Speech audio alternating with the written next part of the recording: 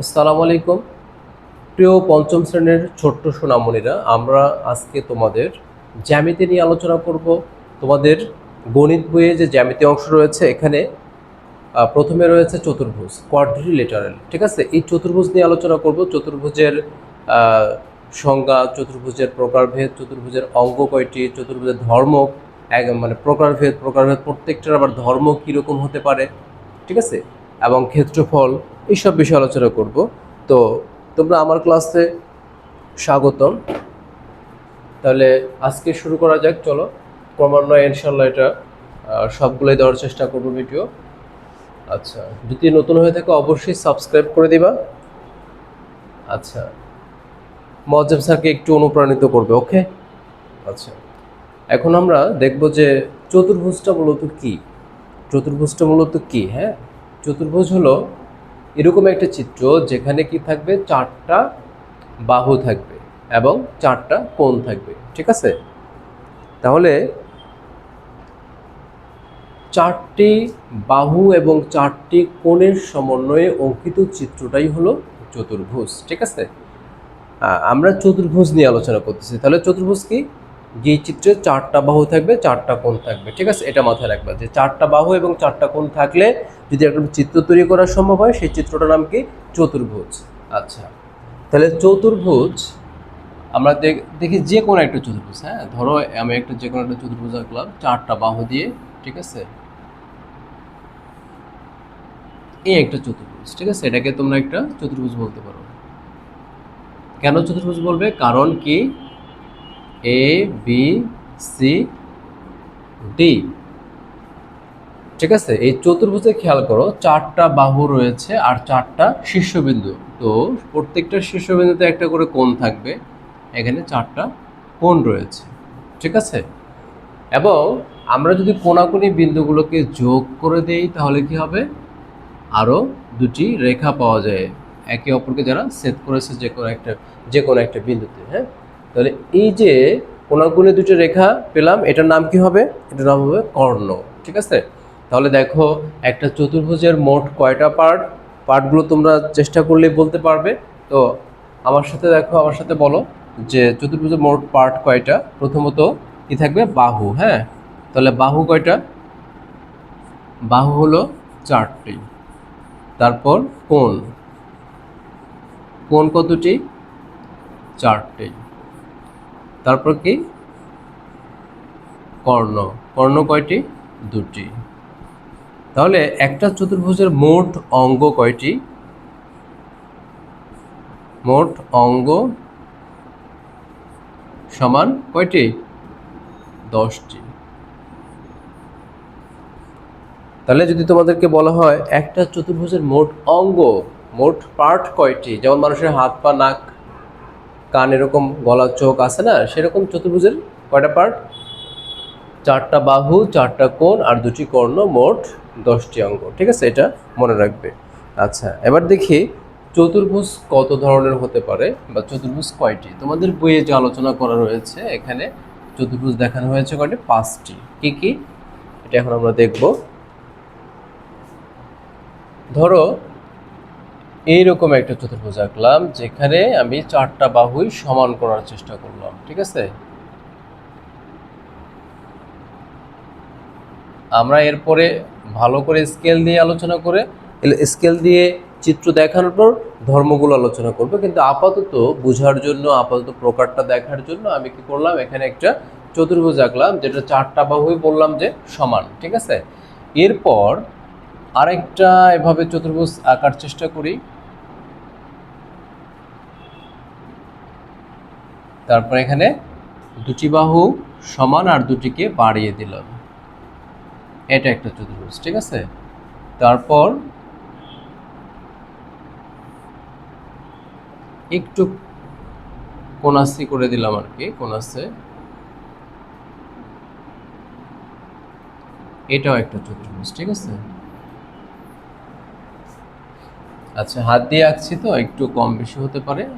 আমরা যখন ডিটেলস আলোচনা করব তখন ইনশাআল্লাহ চিত্রটা জ্যামিতি বক্সের সাহায্যে আঁকবো। কেমন? তিনটা গেল। এরপর চারটা বাহুই সমান করব, কিন্তু এরকম তির্যক থাকবে।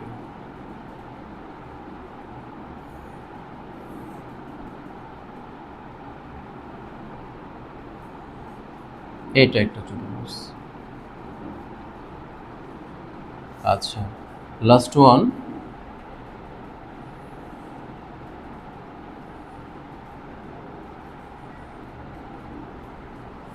এই দেখো, আমি কিন্তু এখানে 5টা চিত্র অঙ্কন করেছি, সবাই একটু খেয়াল করো। এটা এই চতুর্ভুজের কি হবে, চারটা বাহুই সমান, ঠিক আছে, এবং প্রত্যেকটা কোণ কি সমকোণ। আচ্ছা, নামটা পরে দেই। এটা খেয়াল করো, বিপরীত বাহুগুলো পরস্পর সমান ও সমান্তরাল। হ্যাঁ, এই দুটো কি সমান, আবার কি এটা আর এটা কি সমান, ঠিক আছে। আবার কি কোণগুলো সমকোণ, প্রত্যেকটা কোণই সমকোণ। এখানে চারটা বাহুই সমান, বাট এখানে দুইটা বিপরীত বাহুগুলো সমান ও সমান্তরাল। আচ্ছা, এটার ক্ষেত্রে দেখো, এই দুটো সমান্তরাল, এটা সমান্তরাল, বাট কোণটা কি সমকোণ নয়। আবার এখানে দেখো চারটা বাহুই সমান, আবার কোণটা কি সমকোণ নয়, একটু বাঁকা, ঠিক আছে। এরপর এখানে দেখো কোনো বাহুই সমান না, আবার এই দুটো বাহুকে পরস্পর সমান্তরাল, সমান না কিন্তু সমান্তরাল বলেছে, ঠিক আছে। আর বাকি দুটি অসমান্তরাল। আচ্ছা, তাহলে আমরা এখন এটার নামকরণ কি দিব দেখো, যে যে চতুর্ভুজের চারটা বাহুই সমান এবং একটি কোণ সমকোণ, তাকে আমরা কি বলবো, বর্গ। কি বলবো, বর্গ। এই চিত্রটার নাম কি, বর্গ। এবার যে চতুর্ভুজের চারটা বাহুই সমান কিন্তু কোনো কোণ সমকোণ নয়, সমকোণ মানে কি 90 ডিগ্রি নয়, তাহলে এটার নাম কি হবে, রম্বস। তাহলে খেয়াল করো, এই হলো বর্গ, এই হলো রম্বস। প্রত্যেকটা বাহুই সমান, বাট কোনো কোণই সমকোণ নয়। মানে সহজভাবে মনে রাখতে হলে এটা আরও বাড়ানো যায়, যে এটার কর্ণদ্বয় সমান হবে, ওটার কর্ণদ্বয় অসমান হবে।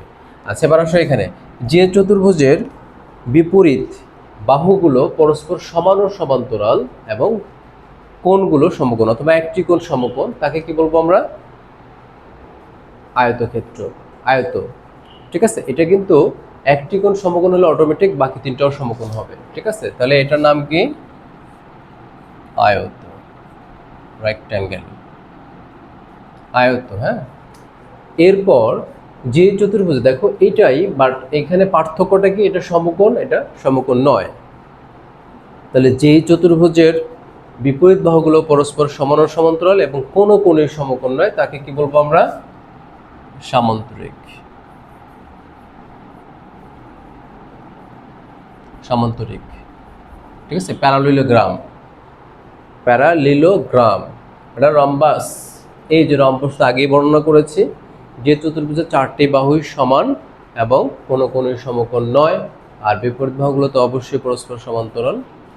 আচ্ছা, তাকে বলা হবে রম্বস। আর এটার নাম কি, আচ্ছা, এটার নাম হচ্ছে ট্রাপিজিয়াম। ট্রাপিজিয়াম তাহলে কাকে বলে, যেই চতুর্ভুজের বিপরীত বাহু, যে কোনো দুটি বিপরীত বাহু সমান্তরাল, বাকি দুটি অসমান্তরাল, তাকে বলবো আমরা কি, ট্রাপিজিয়াম। ট্রাপিজিয়াম, ঠিক আছে। তাহলে এই গেল আমাদের চতুর্ভুজের যে প্রকারগুলোর চিত্র গেল, এবং এটার মোটামুটি কিছু ধর্ম চলে আসছে, ঠিক আছে। তাহলে এটা তোমরা আয়ত্ত করে ফেলবা, যে চতুর্ভুজ কয়টা, 5টা। তাহলে এই 5টা দেখো, 5টা কিন্তু নির্দিষ্ট নাম রয়েছে, এবং প্রত্যেকটার কি আছে, ক্ষেত্রফলের সূত্র আছে, ঠিক আছে। আচ্ছা, তাহলে এটার প্রত্যেকটা ধর্ম আমরা শিখতে পারবো, ঠিক আছে। তাহলে এখন আমরা একটু বর্গের ধর্মটা দেখে নেই, যে বর্গক্ষেত্র। হ্যাঁ, আমরা 1 নাম্বার দিয়ে শুরু করি, যে বর্গের ধর্মটা কি। পরীক্ষার সময় আসে যে বর্গক্ষেত্রে 3টি ধর্ম লেখো অথবা 2টি ধর্ম লেখো, ঠিক আছে। তাহলে লেখো বর্গের বৈশিষ্ট্য বা ধর্ম, বা বর্গক্ষেত্র বলতে পারো, বর্গের বৈশিষ্ট্য।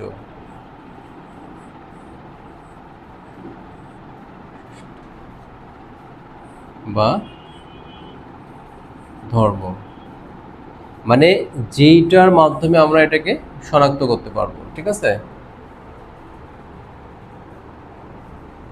বৈশিষ্ট্য। ঠিক আছে, আচ্ছা তাহলে এক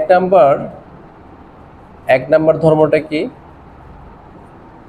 এক নাম্বার ধর্মটা হচ্ছে সবগুলো বাহুই সমান। হ্যাঁ, প্রতিটি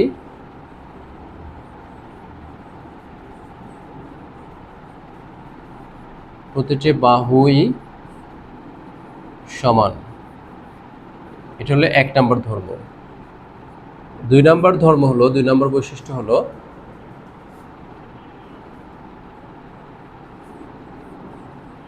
প্রতিটি কোণ সমকোণ, মানে 90 ডিগ্রি। প্রতিটি কোণ সমকোণ, কেমন? এরপর 3 নাম্বারে আসো। 3 নাম্বার ধর্মটা কি? কর্ণদ্বয় সমান।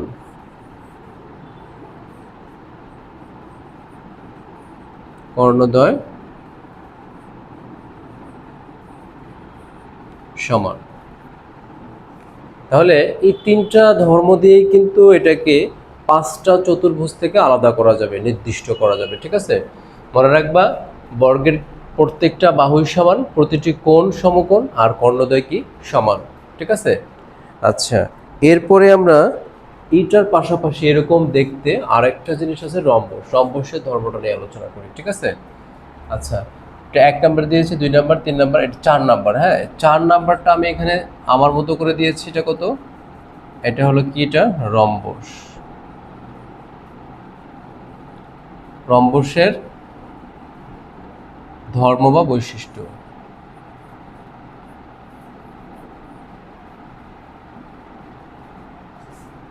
বা ধর্ম। আচ্ছা, আমরা কিন্তু এর সাথে কম্পেয়ার করে পড়বো। হ্যাঁ, তাহলে এখানে 1 নাম্বার প্রতিটি বাহুই সমান। খেয়াল করো, এটা তো সমান, এটা তো সমান। প্রতিটি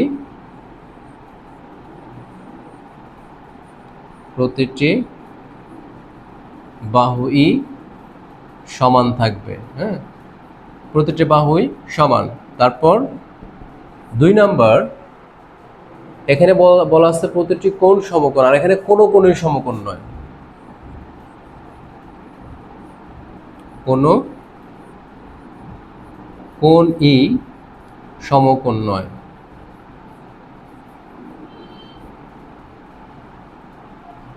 কোনো কোণই সমকোণ নয়।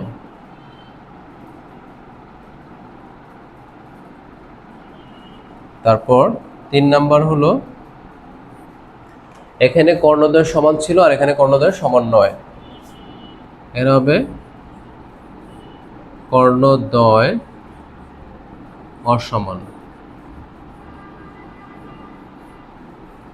কর্ণদ্বয় অসমান, খেয়াল করো এখানে যদি আমরা কোণাকুণি যোগ করি তাহলে এই দুটা রেখা সমান, বাট এখানে যদি যোগ করি দেখা যাচ্ছে এইটা অনেক বড়, এটা সেই তুলনায় ছোট। ঠিক আছে, দেখো এখানে নামকরণ করি A B C D. A B C D.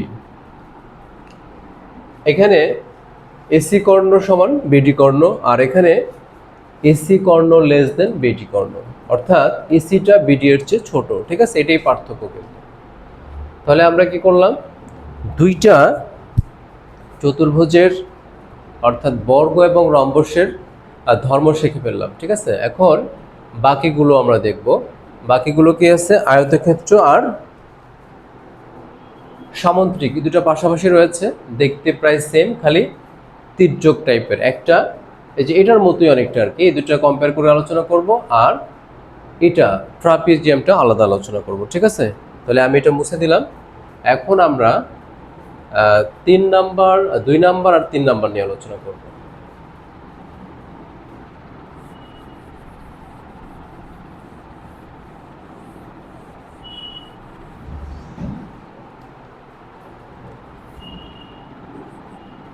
দুই নাম্বার হচ্ছে আয়ত।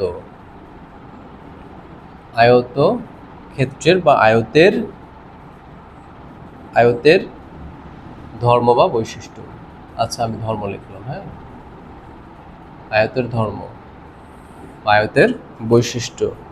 এরপর আরেকটা শিখবো এর সাথে, সামন্ত্রিক।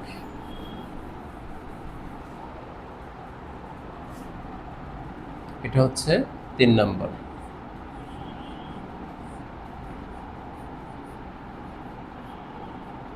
সামন্তরিকের ধর্ম বা বৈশিষ্ট্য।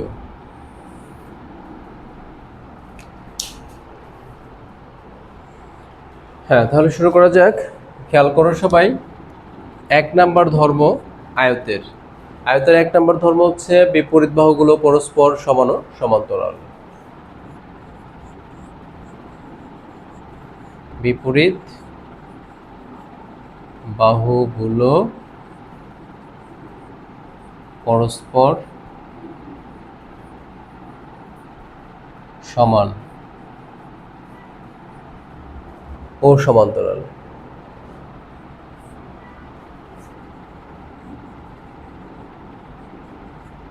সমান্তরাল। তারপর আচ্ছা, এখানেও 1 নাম্বারটা আগে লিখে ফেলি। এটাও কি সেম হবে, বিপরীত বাহুগুলো পরস্পর সমান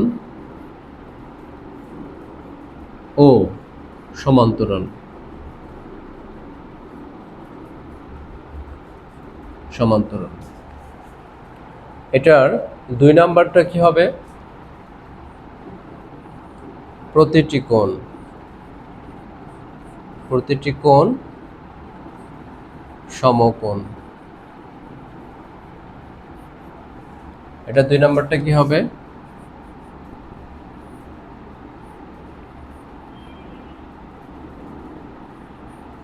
কোনো কোণ ই সমকোণ নয়। কোনো কোণই সমকোণ নয়। 2 নাম্বার গেল। 3 নাম্বার, এটার কর্ণদ্বয় সমান।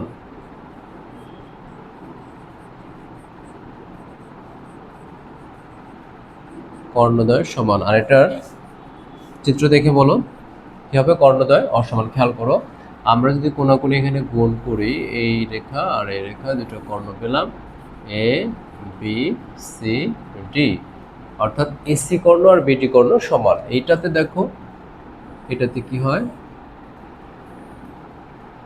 A B C D. খেয়াল করো, এখানে এসিটা ছোট আর এই বিডিটা বড়, ঠিক আছে?